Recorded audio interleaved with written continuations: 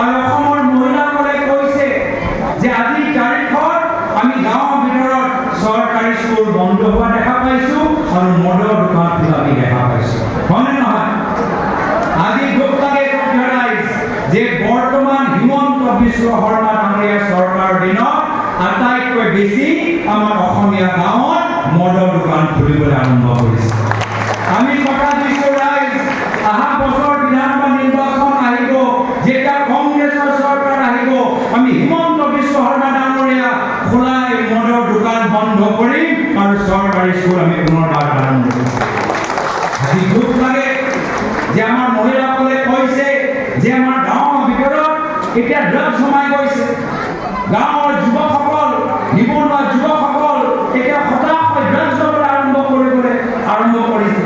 কিন্তু মুখ্যমন্ত্ৰী ইমান আজি মোৰ সন্দেহ যে যিদৰে কয়লা এটা চিণ্ডিকেট চলি আছে অসমত, এই একেৰাহে অসমৰ ভিতৰত এটা ড্ৰাগছৰ চিণ্ডিকেট জড়িত হৈ আছে।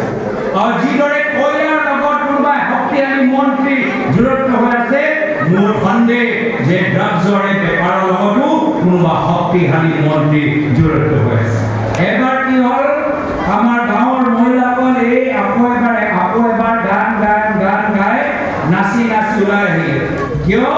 বিজেপিয়ে ক'লে নাচি ওলাই অহা গছ পুলি ৰোৱা 10,000 টকা পাই যাবা, হয়নে নহয়?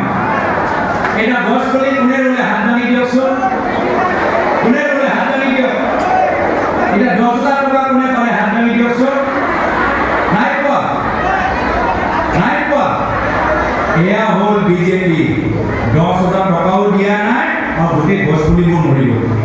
আজি এই পঞ্চায়ত নিৰ্বাচনৰ সময়ত আমি এইখন চৰকাৰৰ পৰা হিচাপ বিচাৰিছিলো যে তোমালোকে কৈছিলা 6 মাহৰ ভিতৰত জনজাতিকৰণ কৰিবা, 6 মাহৰ ভিতৰত জনজাতিকৰণ কৰিবা তোমালোকে কৈছিলা। আহোম, মৰাণ, মটক, গুজৰাট, বংশী, চুতীয়া, আদিবাসী কথা কৈছিলা।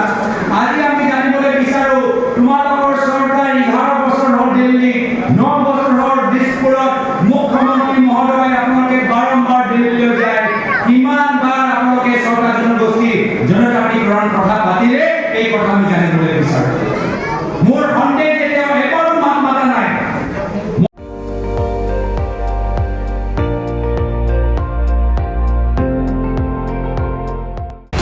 আপুনি চাই আছে ND24, সৰ্বশ্ৰেষ্ঠ নহয় সৰ্বোত্তমৰ দৌৰ।